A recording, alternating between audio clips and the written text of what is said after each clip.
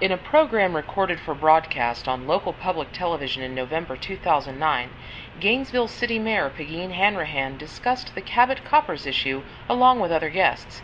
As host Tom Krynski pointed out, Mrs. Hanrahan was no stranger to the issue, even in its early history.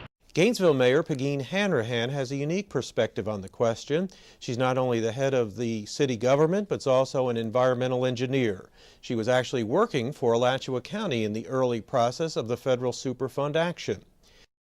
There probably isn't a person around who hasn't heard of this case. Ironically, host Tom Krynski made the error of assuming that everyone in Gainesville is aware of the issue when the opposite is true. This because of the very fact that neither the city nor the homegrown University of Florida has ever adequately raised awareness among Gainesville's residents about the problem. In that broadcast, the mayor spoke with apparent passion and conviction. The deeper we look at this site, the more we become concerned about the impacts to the residents, the neighbors, and future residents of the city of Gainesville. And we'd really just like it dealt with effectively now. At this point, it's a case of the gloves are off. We're looking at any avenue by which we might be successful, and we are open to suggestions, we are open to new allies, whatever it takes to try to create a breakthrough here. It seems particularly strange then that only 6 days later, on November 10th, 2009, before the panel representing Florida's legislative delegation, which included Senator Steve Oelrich and House Speaker Larry Cretul, that passion and conviction had clearly passed. What I'm saying is I see nothing in the legislative delegation from the county nor the city indicating that this is a priority. And is it a priority?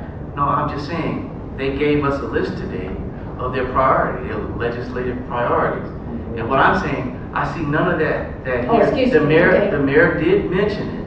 Right. But the delegates were genuinely shocked to hear about the issue firsthand, especially since the mayor did not actually include among her official list of priorities a request for the delegation to raise it in Washington. I've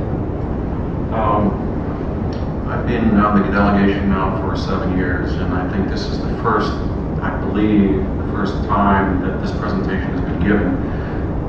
This information is new to me, and what I would like to do is to kind of take this and review it.